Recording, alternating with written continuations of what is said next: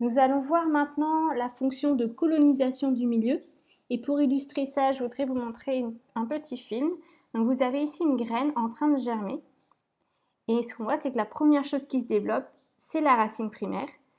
Et on voit que qu'elle est en croissance continue.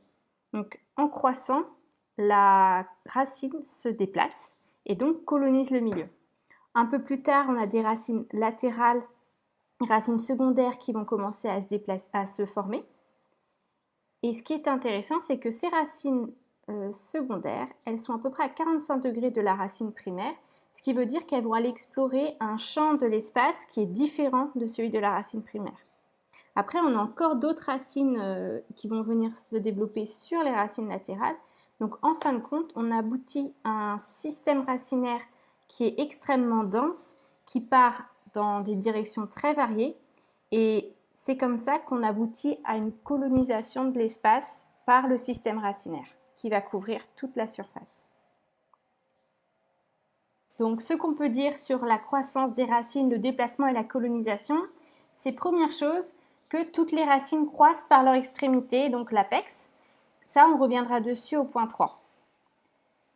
Donc, cette croissance, elle est continue, elle a lieu en permanence et elle est indéfinie, c'est-à-dire qu'elle n'est pas limitée dans le temps. Tant que la plante est en vie, la croissance des racines a lieu. Et donc, le développement des systèmes racinaires a lieu. Et la conséquence de cette croissance continue, c'est que les racines vont se déplacer dans leur milieu, donc par exemple dans le sol, et elles vont donc le coloniser et coloniser de nouveaux territoires. Alors quel peut être l'intérêt pour la plante de coloniser de nouveaux territoires? Vous pouvez mettre en pause une minute si vous voulez pour réfléchir. C'est quelque chose dont on a déjà un petit peu parlé. En fait, l'intérêt de la colonisation, c'est que ça permet aux plantes d'avoir un apport continu en eau et en minéraux malgré leur vie fixée. C'est-à-dire que par exemple pour l'arbre qui est ici, au bout d'un moment, le système racinaire représenté ici, il aura exploité, il aura prélevé toute l'eau et les minéraux présents dans cet espace du sol.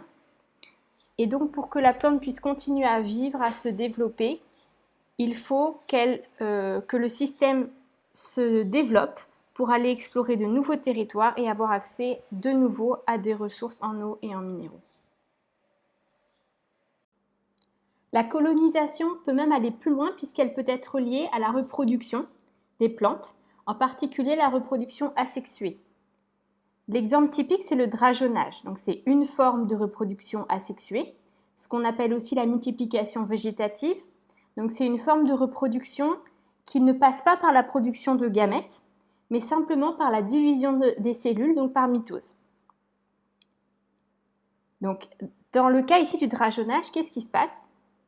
On a un plant parent qui a des racines sur lesquelles il va se développer des bourgeons et ces bourgeons vont être à l'origine de nouveaux pieds, ce qu'on va appeler les drageons.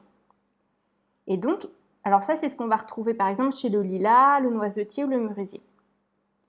Et donc on va y avoir une colonie de pieds qui sont tous génétiquement identiques à partir d'un même arbre. Donc, ils sont génétiquement identiques puisque je vous l'ai dit, la reproduction asexuée, ça passe par les mitoses, donc il n'y a pas de modification du génome. Ces différents pieds occupent l'espace, donc colonisent l'espace. Et en fait, il s'agit ici de clonage puisque les différents pieds, les différents individus sont tous génétiquement identiques, donc il y a reproduction d'individus génétiquement identiques, c'est la définition du clonage.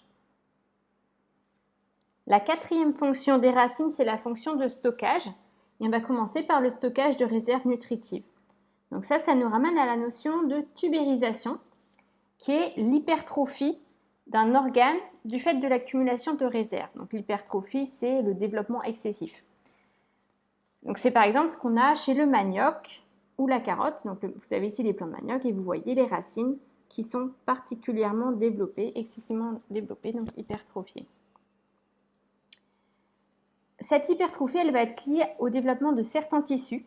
Dans le cas du manioc, c'est du parenchyme de stockage qui va se développer.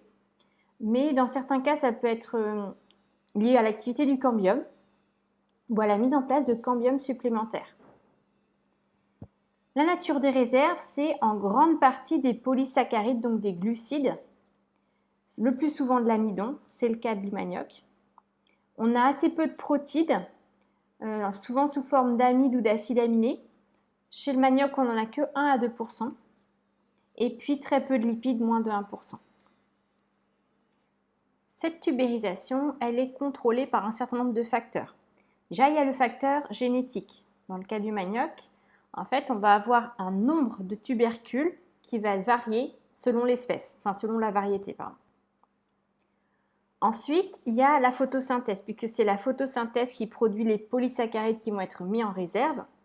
Donc, en fonction de la photosynthèse, on va avoir une accumulation plus ou moins importante. Et la photosynthèse, elle dépend elle-même des contraintes hydriques. Est-ce qu'il y a suffisamment d'eau? Du type de sol, est-ce qu'il est riche en eau ou pas? Et autres minéraux. Et puis, la quantité de lumière, donc, qui va directement influencer la photosynthèse. Ensuite, le phénomène de tubérisation, il est contrôlé par des signaux externes et des signaux internes. Les signaux externes, ce sont les signaux environnementaux, par exemple la photopériode. Donc la photopériode, c'est la durée du jour sur 24 heures. Donc la photopériode est plus longue en été qu'en hiver. Et pour la plupart des variétés de manioc, la tubérisation, elle se fait par jour court, donc plutôt en allant vers l'hiver. Ce qu'il faut bien comprendre que la tubérisation, elle est en lien avec le cycle de vie du manioc. Donc la mise en réserve se fait plutôt au mauvais jour ou en période hivernale. Et ensuite, ces réserves vont être utilisées au beau jour ou en période d'été. La température peut aussi influencer cette tubérisation. Et pour ce qui est des facteurs internes qui vont contrôler la tubérisation, il y a des signaux hormonaux, donc comme l'acide gibérélique ou l'auxine. Le deuxième type de stockage qu'on va voir, c'est le stockage d'air, avec le cas des pneumatophores. Les pneumatophores, ce sont des excroissances de racines qu'on va trouver chez certains arbres poussant dans l'eau et qui permet la respiration des racines. En plus particulièrement la respiration des cellules des racines, puisque toutes les cellules font de la respiration mitochondriale pour vivre. Donc, on va les trouver chez les plantes vivantes dans les milieux anaérobies, donc privés d'oxygène, comme par exemple les palétuviers des mangroves. Donc, c'est ce qu'on voit ici. Donc, vous avez un palétuvier avec ici les excroissances de racines qu'on appelle les pneumatophores, qui vont permettre en fait aux cellules racinaires qui sont situées sous l'eau d'accéder au dioxygène de l'air.